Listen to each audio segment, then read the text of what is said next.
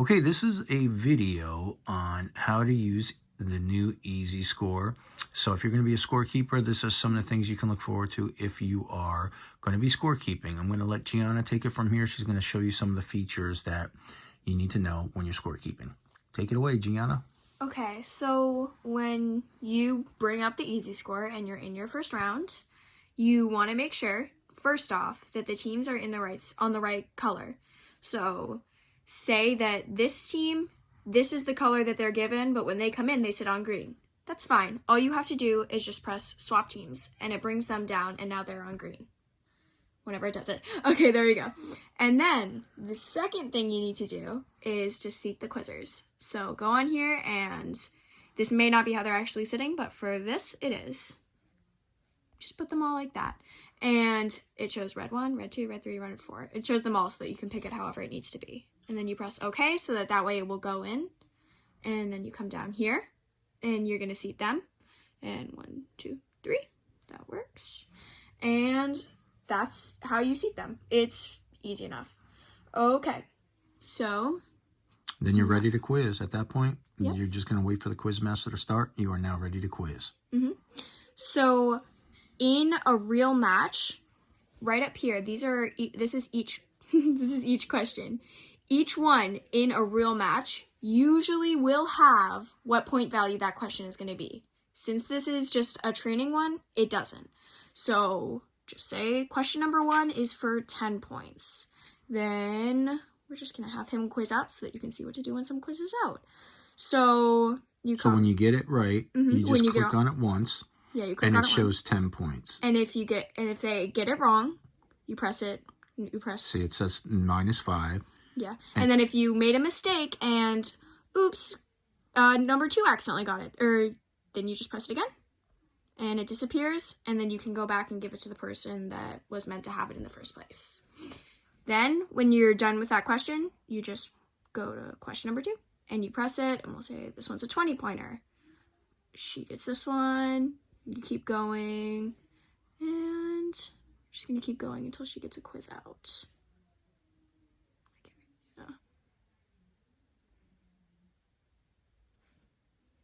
There we go. That's fine. Quiz N and JBQ is 6 correct questions, so it takes care of that. And the next question will quiz her out. It shows in blue. So she goes in blue, and it quizzed her out. And it also, as you can see, that 110, that included the bonus. And show them where the running total is, Gianna. See, for the match. So is right here, where it says 110, and up here 0. So they haven't answered anything yet in this practice round. So that quizzer quizzed out in blue. When she quizzes out, what you do is you come back up here, you press like you're going to go to the next question, and it says, Autumn is quizzed out forward, do you wish to unseat them? You press yes, and they're unseated. It's that easy.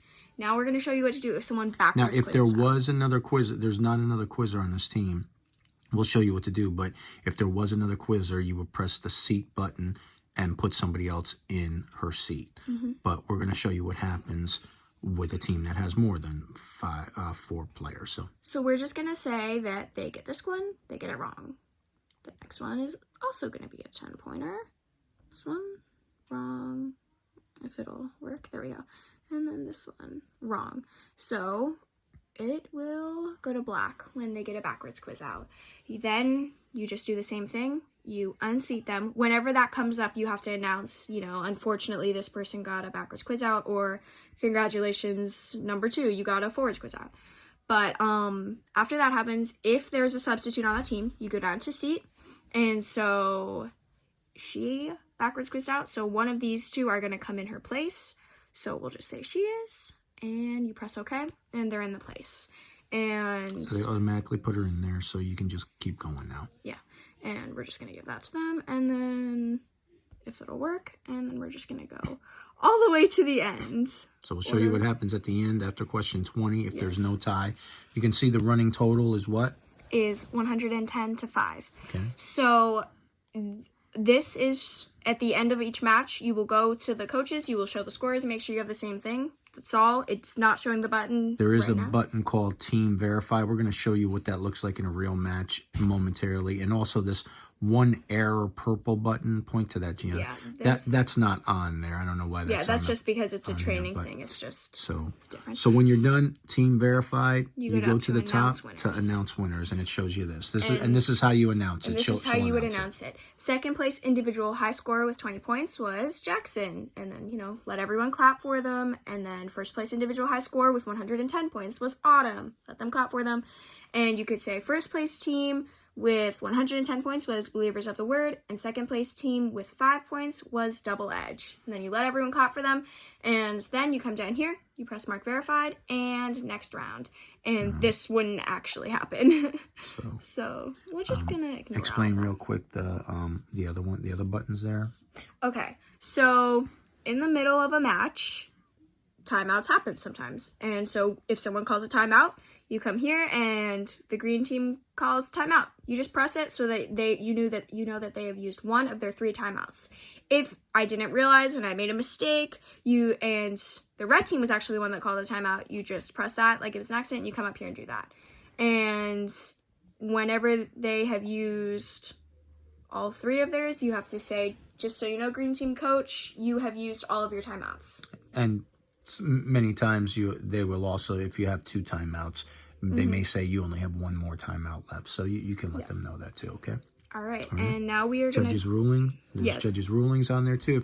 If you do a judges ruling for either the team, once again, you would just click on it. If green does a judges ruling, you would click on it, and that would say they have only one, because you can only have 2 per match, so that keeps track of that too. And as you can see over on the right, it has the foul and interrupt buttons. Fouls, obviously, if a foul is called, you would just press on that, follow the instructions to the quizzer that it's foul to. The interrupt buttons, you can use it, but we don't keep track of interruptions, so that's really not a necessary button for this purpose, but it is there.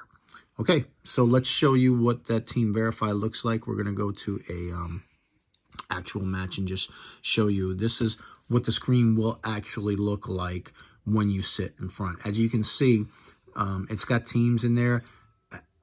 Point to the top, the questions. See how the questions are yellow, white, and green? Okay, so the yellow indicates a 20-pointer, the white indicates 10, and the green indicates a 30-pointer. Like I said, they're already in there, so you don't have to worry about any of that. All you have to do is go from there and start seeding them, and then listen to the Quizmaster and follow directions. And right here is where the Team Verified is. So you just press on that as long as you make sure that the scores, you go and you check with the coaches, and if they have the same thing as you do, you just press that, and it's as easy as that, because it will not let you go to the next round until you've pressed that. Now, it does have the button on top that says next round. So when everything's been verified, everything's been done, you just press next round, and it automatically goes to the next round for you. So it is as simple as that, but you just have to stay on top of it. I think that's everything. Hopefully that will help you get ready for the match when you're doing it. At least you'll know what you're in for. It's very user-friendly. Just beware, though, especially with the internet. This is all run through the internet to get to the database. Sometimes it runs a little slow. Just be patient. Tell your Quizmaster to wait until you get the scores right, and then you can move on. These are notoriously, sometimes they do just run slow. So be patient and see what happens, okay? Hope this helped. This is for EZScore for JBQ.